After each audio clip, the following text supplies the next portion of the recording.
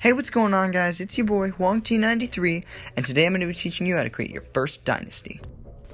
I'm going to name my dynasty the Xia Dynasty. Alright, let's get started. Step numero uno. Become leader of your tribe. You can't control how your dynasty takes shape if you aren't leader. Step number 2. Stop the flood of a nearby river with the help of the villages around it.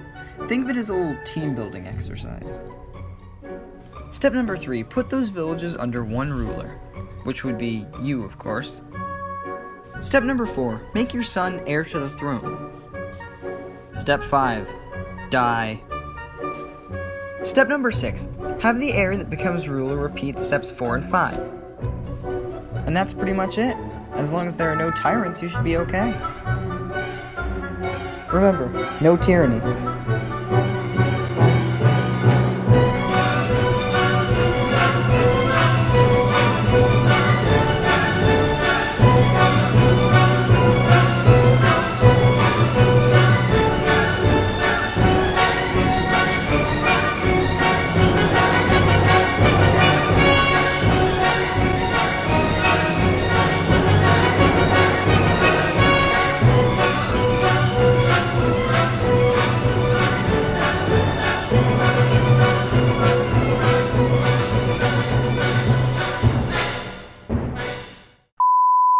Alright, so now that Cade's done with his rant, let's talk about the Xia Dynasty. The Xia Dynasty was the first Chinese dynasty. They ruled from around 2070 BCE to 1600 BCE. There were 17 Xia Dynasty rulers.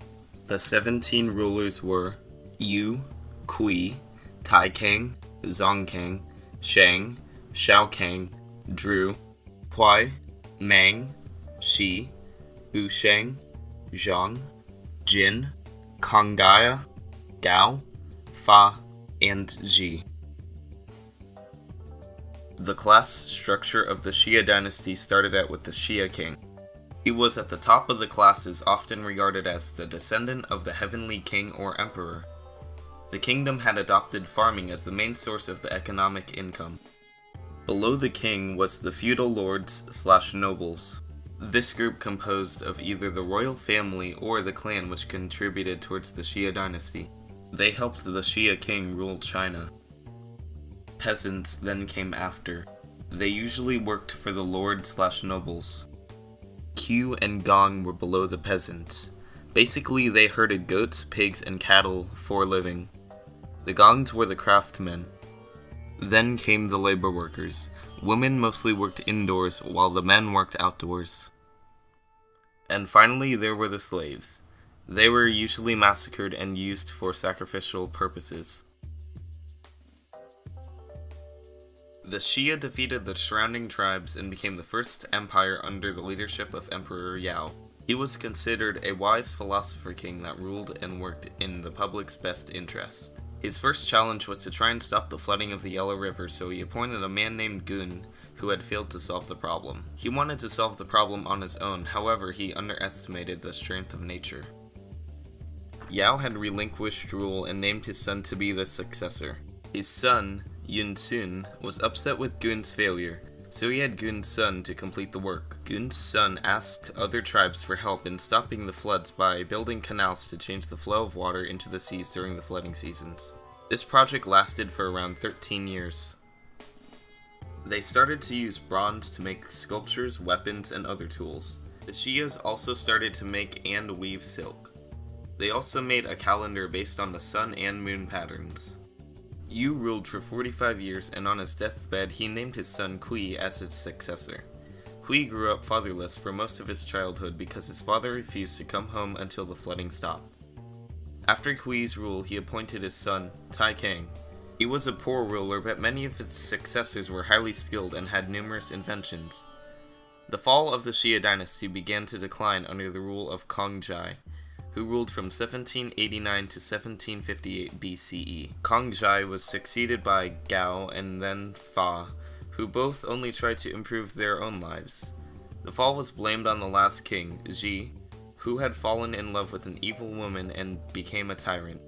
The people rise up against him under the leadership of Zhu Lu, or Tang of Shang, the Tang Emperor and the founder of the Shang Dynasty.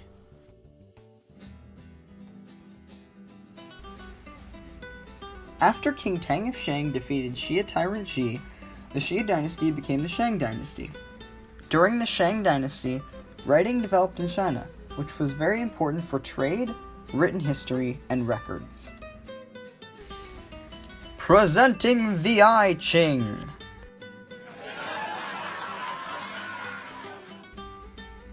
But really, the I Ching is an ancient Chinese divination text and the oldest of the Chinese classics that possesses a history of more than 2.5 millennia of commentary and interpretation, and is a great inspiration for religion, business, literature, and art.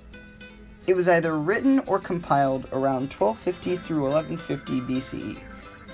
As a divination text, it started to replace oracle bones, which were prophetic pieces of bones with inscribed messages. Emperor Wu Ding ruled the Shang dynasty from 1250 to 1192 BCE. During his reign, the growth of the Shang dynasty reached its peak. Medicine, dentistry, and the fine arts developed while he ruled. Overall, the advancements of the Shang dynasty included industrialized bronze casting, the calendar, religious rituals, and writing. Also, the government created for the Shang dynasty lasted through the entire dynasty. The last emperor, Emperor Dru, was worse than the last Xia emperor. He was a tyrant, and just like Xia Emperor Ji, he brought an end to his dynasty. At some point in the Shang dynasty, a wall was built to keep invaders away. This wall supposedly became the foundation for the Great Wall of China, as most of the wall was made of different parts of walls for many different dynasties. Today, the Great Wall of China stands tall as a symbol of growth and perseverance for Chinese culture.